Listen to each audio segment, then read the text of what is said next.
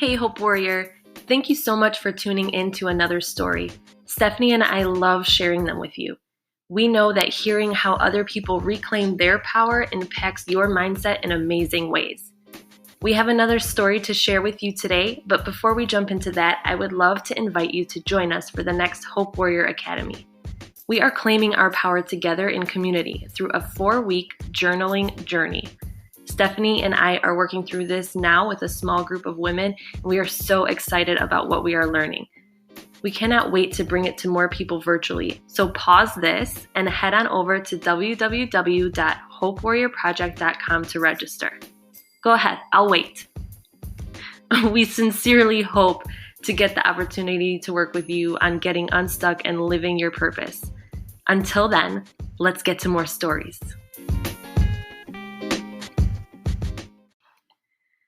I am so extremely excited about today's episode because I can relate on so many levels.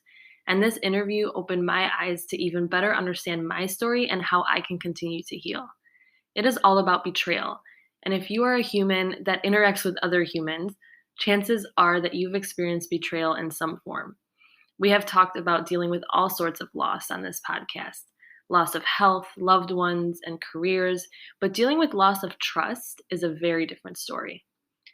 Our guest today, Debi Silber, personally experienced some major betrayals that destroyed her sense of safety and security.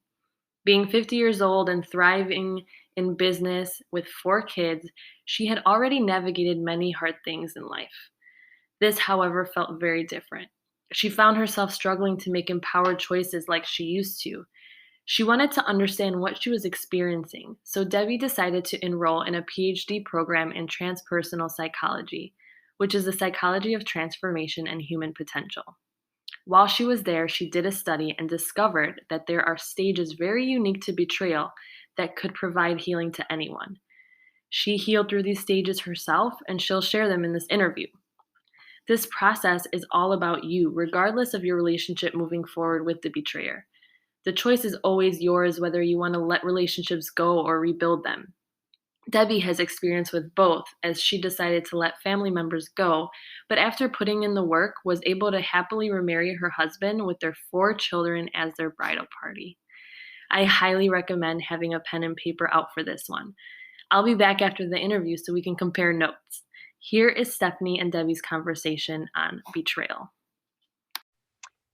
Hey everyone, today's topic is one we haven't really dug into yet on our show. The topic is betrayal. Dr. Debi Silber is my guest today, and in addition to being a speaker, author, and coach, she is the founder of the Post-Betrayal Transformation Institute. This is a topic very close to her heart. So Debi, thank you so much for being my guest today. Thank you so much. Looking forward to our conversation. I am too. This is such an interesting topic and probably something that more people experience than what we realize. So I guess just to get us started, what is it about betrayal that is so hard? Kind of when we talked previously, you mentioned it's kind of like unlike anything else. Mm-hmm. Can you explain a little bit why is that? Yeah, I mean, think about it. This was the person, these were the people that gave us a sense of safety and security. So when this is the person, these are the people to shatter that sense of safety and security. It's terrifying. If the person we trust the most proves untrustworthy, who do we trust? If the ones we run to when other people are causing harm are the ones causing the harm, where do we go? So really the way it works is the more we trusted and the more we depended on the person, the deeper the betrayal. So for example, a child who's completely dependent on their parent and the parent does something awful, that's going to have a different impact than, let's say, your best friend sharing your secret. Still, cleanup left in the wake of both, but a different magnitude. That makes perfect sense. Yeah. I mean, because if you don't have that person to trust, then what do you do? And it can definitely destroy that relationship. That's where the first discovery came from, because I had been through death of a loved one. I'd even been through disease. And I was like, betrayal feels so different for me. I didn't want to assume. So I asked all my study participants and I said, if you've been through other crises, other traumas besides betrayal, does it feel different for you? Hands down, unanimously. They said, oh my gosh, it's so different. And it's so different because it feels so intentional. So we take it so personally. So the whole self has to be rebuilt because it's all shattered. Rejection, abandonment, confidence, worthiness, belonging, trust, they're all shattered. So when you heal from your experience, plus you rebuild the self, we coined a new term called post-betrayal transformation. That's the complete and total rebuild. Wow. And it's interesting you said, that it feels so intentional. And that's something maybe we don't necessarily think of when it happens to us, but we feel, like when you say that, yeah, it's like, yep, that resonates. That felt intentional, like you meant to hurt me. And maybe they didn't, but it feels that way, right? Absolutely feels that way. Yeah. And that's the thing, because, let's say you lose someone you love, you grieve, you're sad, you mourn the loss.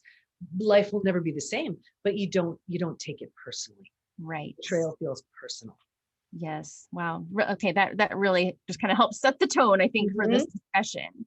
So when in the intro, we heard that you experienced betrayal 2 different times in your life in different relationships. So can you kind of take us back to those experiences? What were the effects of that on you and what you went through?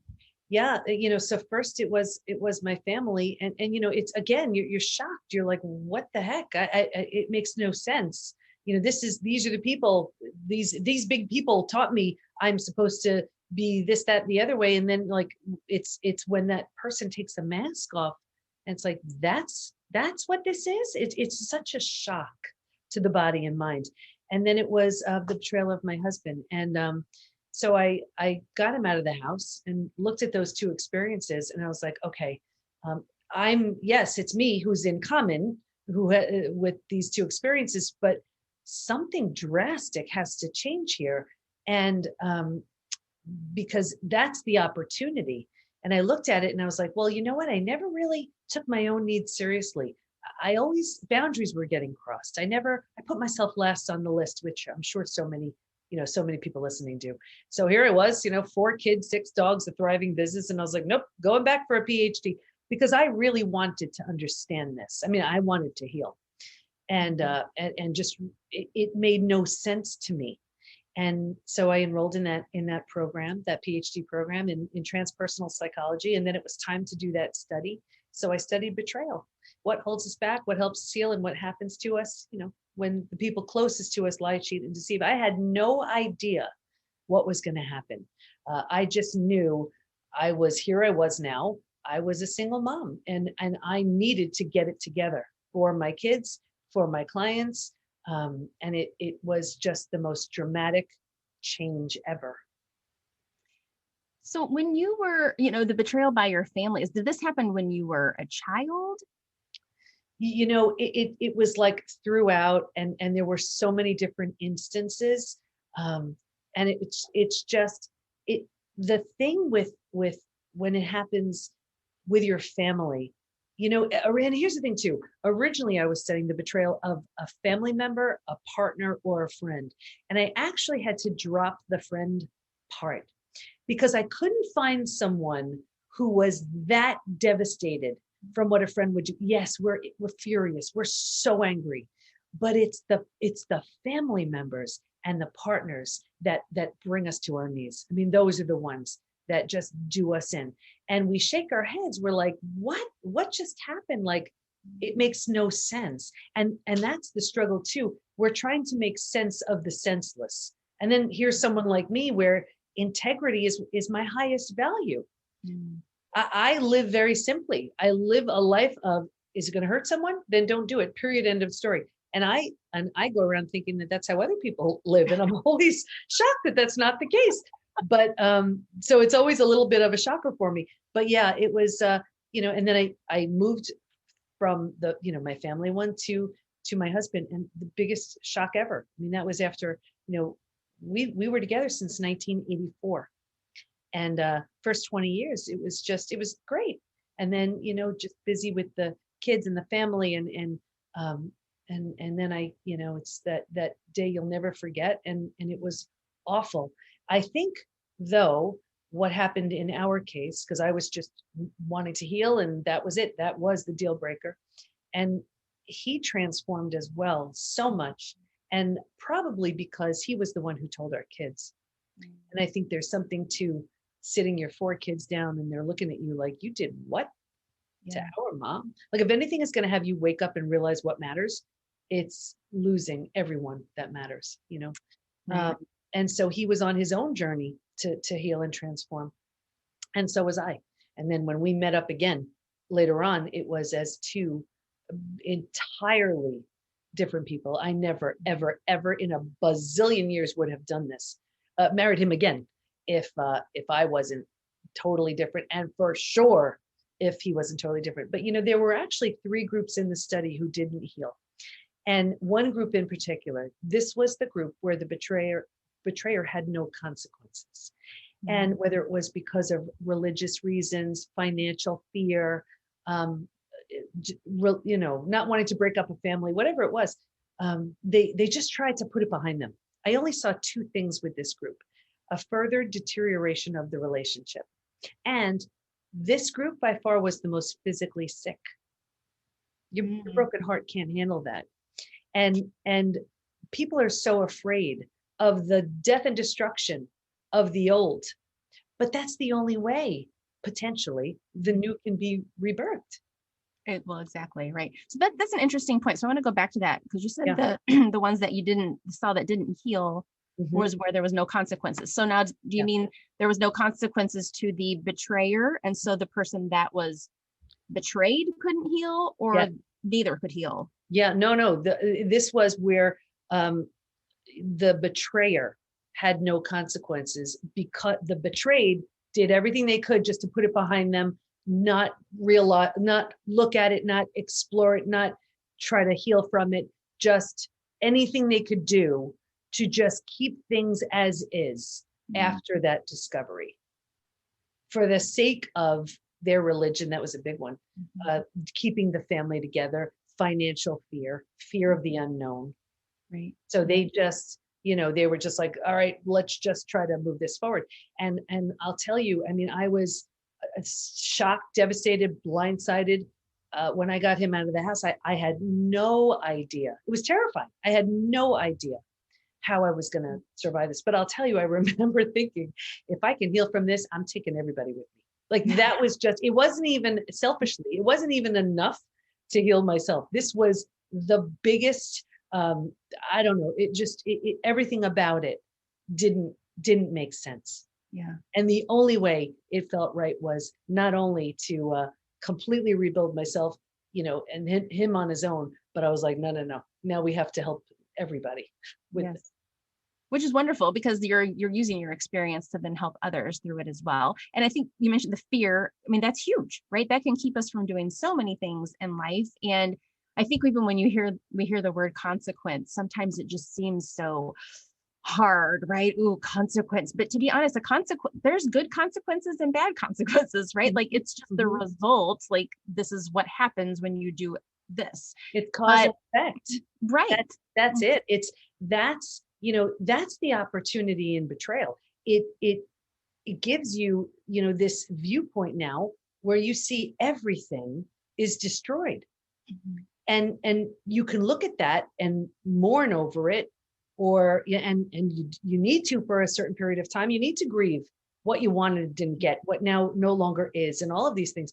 But then right after that, there's that opportunity, and that's actually um, what one of the other discoveries was that, you know, while we can stay stuck for years, decades, a lifetime, and so many of us do, if we're going to fully heal, we're going to move through five now proven predictable stages. And what's even more exciting about that is we now know what happens physically, mentally, and emotionally at every one of those stages. And we know what it takes to move from one stage to the next. So now healing is predictable. Mm. And I'm Which is happy to go through the stages if you want. yes, and we will go through that. But I think just that is wonderful news for someone Mhm. to hear. You know, if someone is really suffering with this, has been betrayed and doesn't has that fear, Mhm. doesn't know how to heal from it, this is great news, right? So again, wonderful that you're sharing this. Um, so you know, kind of going back to you and your situation, and you said you wanted, you know, you really wanted to heal, you wanted to understand this. You know, what do you think was the most important factor in your healing and getting to that point? Yeah. Well, you know, one thing was I just wasn't willing Willingness is a huge word right here. I wasn't willing to let this just take me down and keep me there. I couldn't. I had to be there for the kids, for the dogs, for my clients. Like that was the motivation, at the very least, to get out of bed. I mean, I couldn't afford not to. And then I just felt like if I don't heal from this, it's like a two-sided slap. Like you get betrayed on one side, and then now you're choosing to stay there. That's a slap on the other. And it wasn't an option. It was the hardest thing I've ever done, but it wasn't an option just to have my story. And at the end of the day, I had my story and I was the victim. No. I had no idea what was going to happen, but I just didn't like that space. There wasn't anything about it that felt good. Do you think that a lot of people do get stuck in that situation where it doesn't feel good? I mean, I call it a very uncomfortable comfort zone, right? We get into these things like we know what to expect. It's our comfort zone, but yet it's extremely uncomfortable. Mm-hmm. A lot of people get stuck kind of in that situation because they're not able or whatever, or willing to move forward or make the changes. Yeah, that's so classic too. And in the 5 stages, the stage we get stuck in, that's exactly why. That's one of the reasons. There are actually 4 powerful reasons I see why people stay stuck. But it's all common to one stage in particular. And you're so right. It's very, it's comfortable, although it stinks. Yeah. Yes. So let's talk about what are the 5 stages. And this is something you discovered as you were doing the study when you were going for your PhD. Okay. That was the second discovery, that there are, in fact, these 5 stages. You don't skip them. You don't leave them out. The order doesn't change. If you are to fully heal from the shock and trauma of your experience with symptoms of post-betrayal syndrome, we can talk about that after, to the complete and total rebuild, to that place of post-betrayal transformation, you will go through these 5 stages. So here they are. And I mapped them out in Trust again. This is what we teach within the PBT Institute, but here they are. So the first stage was like a setup stage. I saw this with everybody, me too. If you imagine 4 legs of a table, the 4 legs being physical, mental, emotional, and spiritual, I saw with everybody a real heavy lean on the physical and the mental and kind of ignoring the emotional and the spiritual. So what does that look like? Looks like we're really good at thinking and doing and not really prioritizing the feeling and being. That's not to say if you're busy thinking and doing, you will be betrayed. It's just what I typically saw, because the feeling and being is where intuition lies. We turn that down. Anyway, if a table only has 2 legs, easy for the table to topple over, that's us. Stage 2, by far the scariest of all of the stages. And this is shock, D-Day, Discovery Day. And it's the breakdown of the body, the mind, and the worldview. Right here, this is like where the person takes the mask off, says, this is who I've been this whole time. So you ignite the stress response. Now you're headed for every single stress-related symptom, illness, condition, disease. Your mind is in a complete and total state of chaos and overwhelm. You cannot wrap your mind around what you just learned. This makes no sense. You don't get it. And the worldview is shattered. Your worldview is your mental model. These are the rules of the world. Don't go here, trust this person. These are the rules, how it works. And in a moment, all the rules have just been shattered. The bottom has bottomed out and a new bottom hasn't shown up yet. It's terrifying. But think about it. If the bottom were to bottom out on you, what would you do? You grab hold of anything you could to stay safe and stay alive. That's stage 3. Survival instincts emerge. It's the most practical of all of the stages. If you can't help me, get out of my way. How do I survive this experience? Who can I trust? Where do I go? How do I feed my kids? It's like that practical. Here's the trap though. This is the stage we get stuck in the most. And here's why.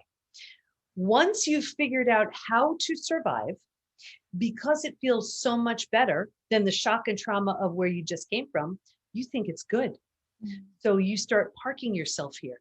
We have no idea there's a stage 4 and stage 5 waiting. Transformation doesn't even happen until stage 4. So think about what happens. Here you figured out how to survive. So the first thing that happens is you start getting all of these small self benefits. You get to be right. You get someone to blame. You get a target for your anger. You get sympathy from everybody you tell your story to. You don't have to do the hard work of learning to trust again. Can I trust you? Should I trust you? I forget I'm not trusting anybody. So you start planting deeper roots. Now that you're here longer than you're supposed to be, now your mind starts doing things like maybe you deserved it. Maybe you're not that great. Maybe this, maybe that. So you start planting deeper roots. Now, because like energy attracts like energy, and that's the energy you're sending out, situations and circumstances and relationships come towards you that confirm this is where you belong. Misery loves company. Those people start coming around. It gets worse, but I'll get you out of here. Because it feels so bad, but you have no idea there's anything better out there waiting for you. You resign yourself to saying, well, this is as good as it's going to get, so I better find a way to be okay with it. So right here, like you said before, this is where you start using food, drugs, alcohol, work, TV, keeping busy to numb, avoid, distract yourself from what's so painful to deal with. So think about it. This is why you're stuck. You do this for a day, a week, a month. Now it's a habit, a year, 10 years, 20 years, right? And I can see someone 20 years out and say, that emotional eating you're doing, or that drinking you're doing, or that numbing in front of the TV you're doing, do you think that has anything to do with your betrayal? And they would look at me like I'm crazy. And they would say, that happened 20 years ago. Doesn't matter. All they did was put themselves into stage 3 and stay there. Does that make sense? Yep, absolutely. Yeah. Anyway, if you're willing to let go of all of the benefits you were getting in stage 3, you grieve, you mourn the loss, a bunch of things you need to do. You move to stage 4. Stage 4 is finding and adjusting to a new normal. Here's where you acknowledge, I can't undo my betrayal, but I can control what I do with it. And I always use the example of if you've ever moved to a new house, office, condo, apartment, whatever, your stuff's not there. It's not quite cozy yet, but it's going to be okay. And when you're in that mental space, you start turning down the stress response. So you're not healing just yet, but you stopped causing the massive damage you were causing in stages 2 and stage 3. Also in this stage, think about it. If you were moving, you don't take everything with you. You don't take the things that don't represent who you want to be when you step into that new space. And what I saw with everybody was if your friends weren't there for you, you've outgrown them right here. Or that misery loves company crowd, you don't take them with you. Okay. When you're in, and people say to me all the time, you're like, what the heck? I've had these friends 10, 20, 30 years. Is it me? Yes, it is. You're undergoing a transformation. And if they don't rise up with you, you've outgrown them. When you're in this space, you're making it cozy, you're making it home, you can move into the 5th most beautiful stage. And this is healing, rebirth, and a new worldview. The body starts to heal. Self-love, self-care, eating well, exercise. You didn't have the bandwidth for that earlier. Now you do. Your mind, you're making new rules, new boundaries based on the road you just traveled. And you have a new worldview based on everything that happened and based on what you see so clearly now. And remember the table with only 2 legs, physical and mental? By this point, we're solidly grounded because we're focused on the emotional and the spiritual too. Those are the 5 stages. Wow. That was really good. And as you were talking through, I could totally see how people would go through those 5 stages. And I'm assuming it's kind of like with grief, there's no time frame. Like this could look different for every person as to when they go through or how long it takes them to go through, I guess, especially after the shock through stage 5. Well, I'll tell you that one of the biggest needle movers that really affects how long it takes is willingness. Yes. I saw this consistently. And I was like, when I was doing the research, I said, well, the ones who were the hardest hit would probably grow the least because they had the most to overcome. I was dead wrong. That had nothing in the world to do with it. It was the ones who said, I don't know what it's going to look like, but I'm putting my head down. I'm not picking it up till I'm out the other side. And remember, I said there were 3 groups who didn't heal. So the one group was the group where the betrayer had very little consequences. And there were 2 other groups. One was where they just refused to accept their situation. Like they had their story and that was it. No, they weren't budging. And then the other group was the group that were numbing, avoiding, distracting. So they ran to the doctor who put them on, let's say, a mood stabilizer, anti-anxiety medication, or they started drinking, emotionally eating. And, it may have made the day a bit easier to get through, but it kept them stuck. Gosh, yeah. That I can see now, as you're saying, that survival instinct, that zone 3, how people get stuck there. And as you were talking about it, I think maybe partly because you know what to expect. there. Like you've decided this is how I'm handling it. And I say that in air quotes, right? Because you're not really handling it. Yeah. But you know kind of what to expect. You've like come up with this like comfort zone that you kind of control. Mhm. But to go to that next step, now you're back in the unknown. And people, that's scary. Exactly. And that's why people don't do it. And it's still where stage 3 is very action oriented. How do I survive my experience? What do I do? Stage 4 is very action oriented as well, but it's action towards healing. It's let me try that body-based, activity to get all this trauma out of me. Let me see if journaling, meditating, whatever helps. Let me explore this new thing. It's still action, but it's deliberate towards healing. Where stage 3, yeah, it's action, but it's action in keeping you stuck. Yeah. Wow. So good. So, and this is what in the Post Betrayal Institute, The it walks PBT Institute, yeah. through these. That's exactly what we do. We have our signature programs that literally walk people through the stages. Each module is a different stage, and I'm walking you through the stages. We have our certified coaches. They're all certified in the 5 stages, and they teach daily classes. But their classes are on their area of expertise. So we have coaches who specialize in narcissism, in reconciliation, in addiction and chronic pain, and so members go to classes all day long, and everything's recorded. We have master classes. I'm in there doing Q&A. We have just the most amazing forums too, where it's not the ain't it awful club, because that keeps you stuck. It's, hey, you did this, how'd that work? What about this? Try this. What about so it's all very intentional. It's all based on what the research proved we need, and all based on what I saw wasn't working, isn't Right. there.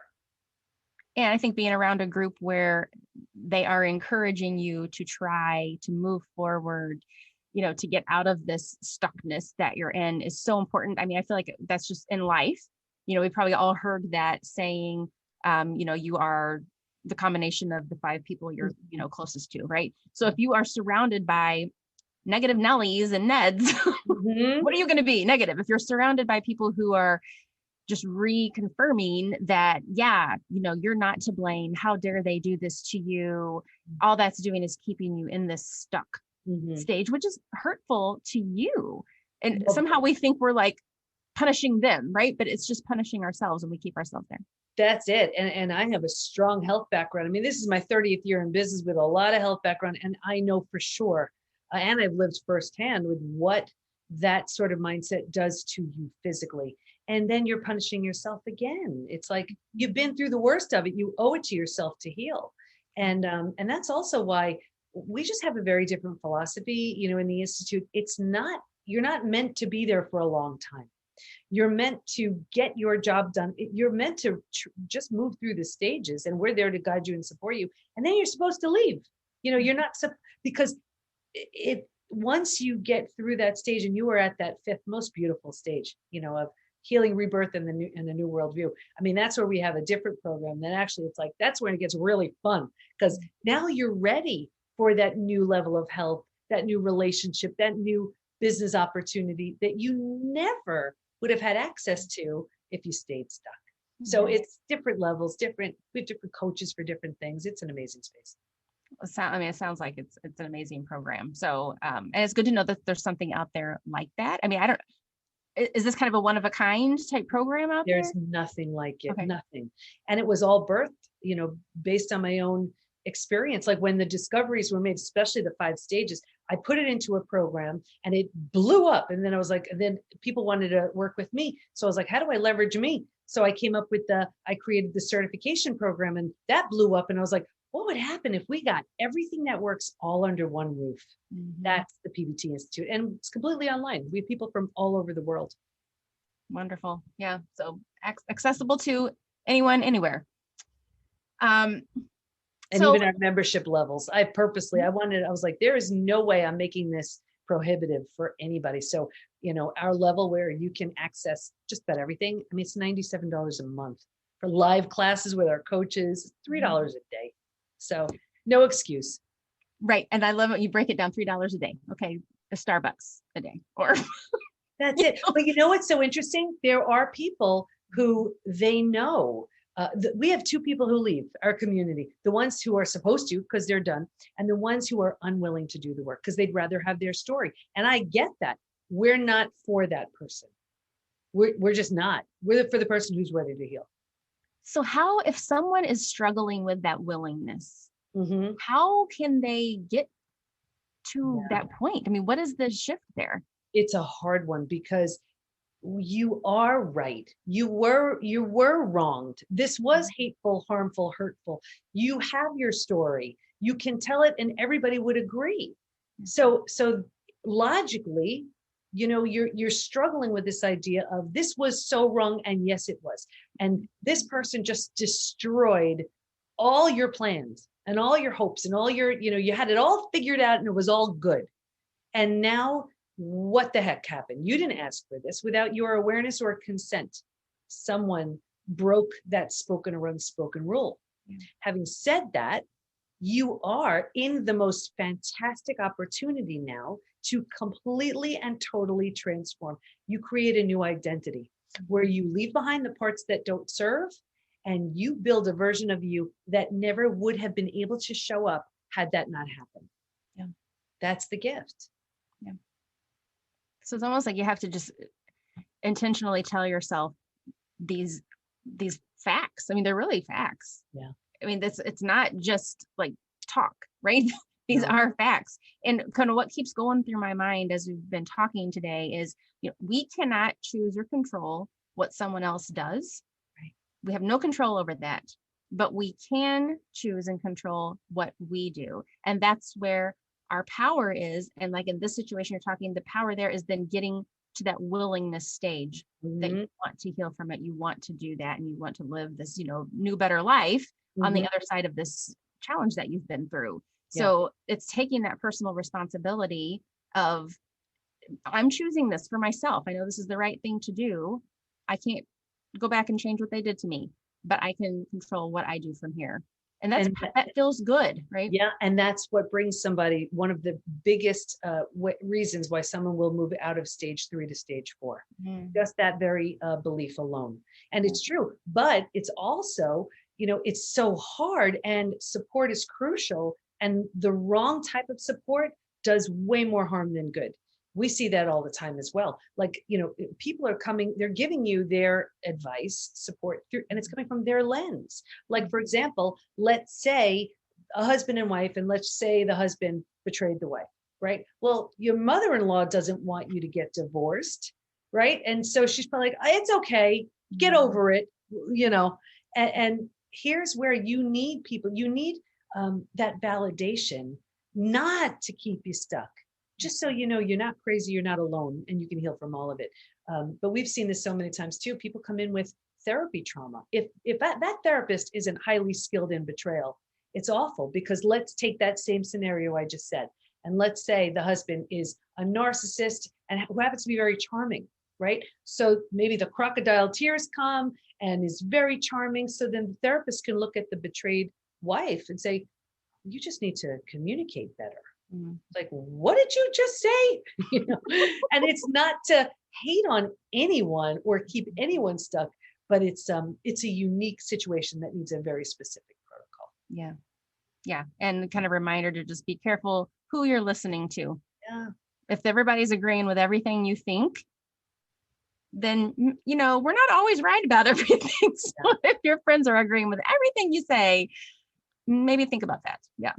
And we teach that too, that even I do these weekly open Q&As with members. And even there, they'll ask me, especially new members, because the members who've been there a little bit longer know how we do this. And they'll say, well, what should I do? And what I do on those, on those sessions every single time is tap them into their highest and best versions of themselves that have the exact answer. This happened, it was like 3 times in a row just yesterday on our Q&A. And I just reversed the entire scenario and said, okay, tap into that version. We got her there. Okay, what is she saying to do? What is she saying to feel? What would you, and the answers become so clear. It's not about being dependent on anyone else. This is an opportunity to grow your sea legs strong. Yeah. Oh, this is great. I mean, it sounds like a wonderful program. So thank you for sharing all of that, and then the stages, what the program does. So I mean, I really hope anyone listening that's struggling with betrayal will look into this, check it out, see, what's there for them.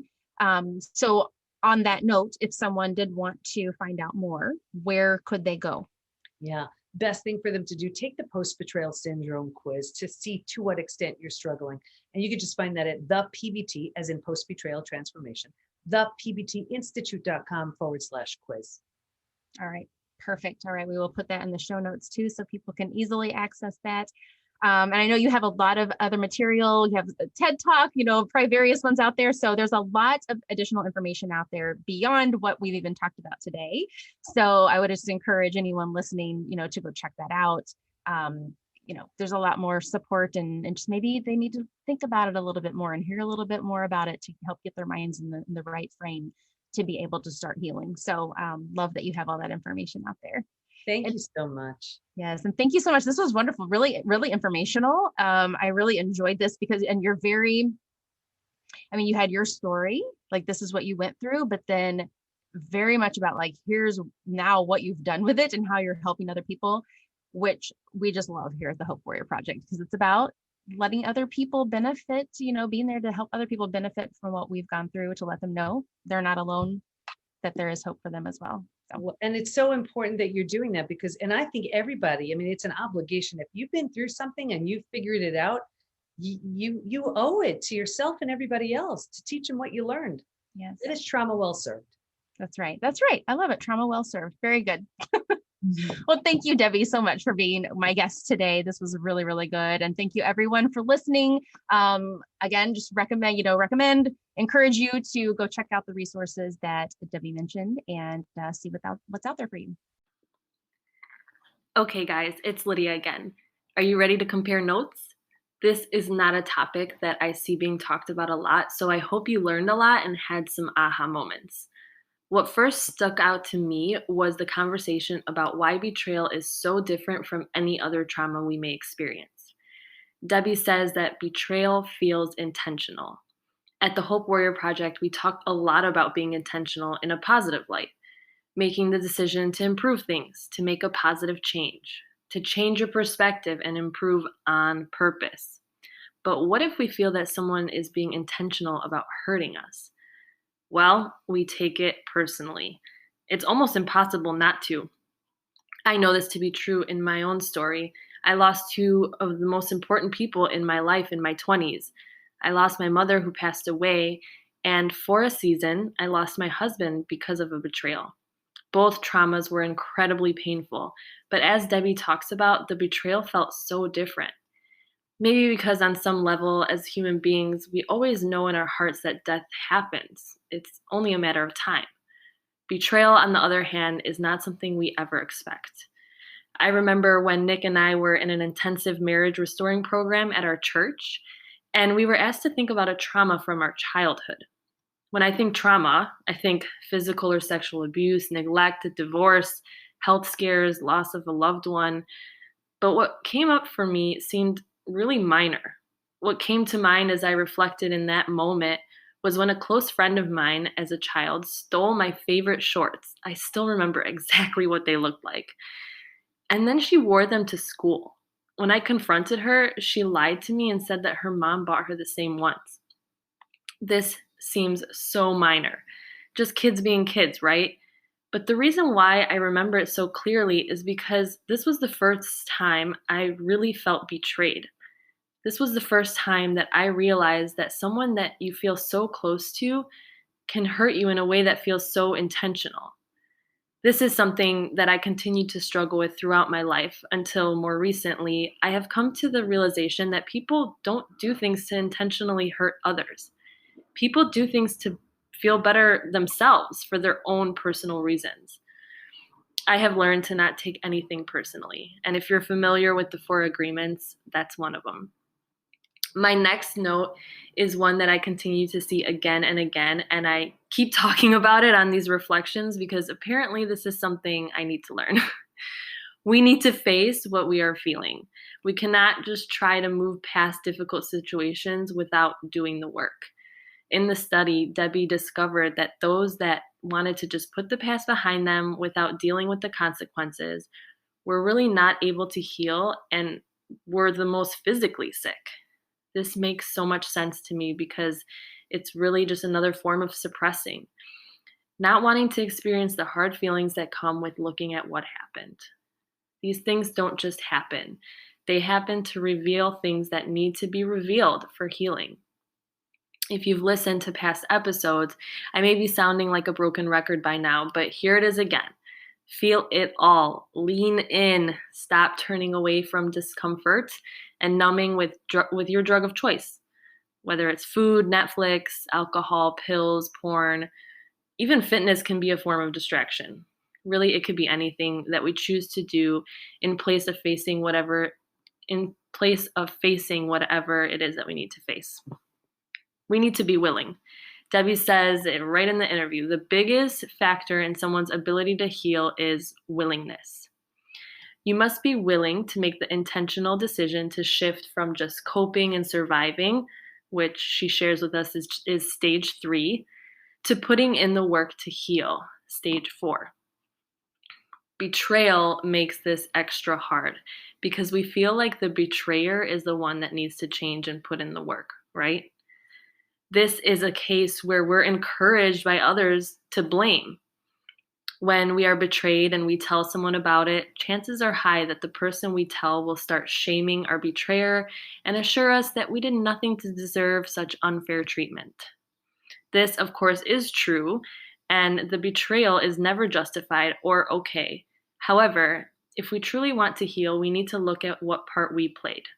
We need to accept that our healing is our responsibility and that blaming only leads to more pain. This concept really hit me in that same program that I spoke of earlier. We were told to think of a scenario where someone ran up to us, broke our arm, and then ran away.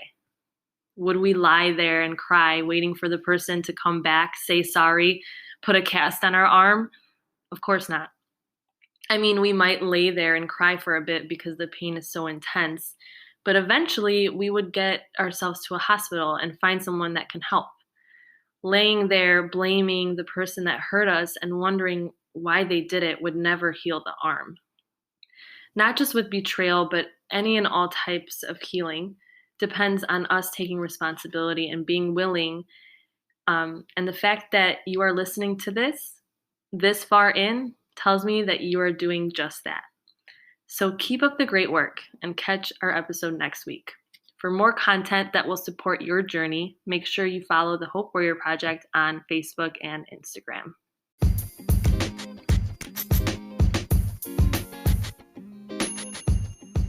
If you were inspired by today's guest, be sure to save this episode so you can go back and listen to it again.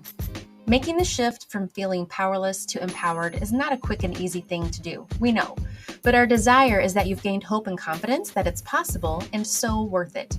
Now, go hit that subscribe or follow button so you don't miss the next episode.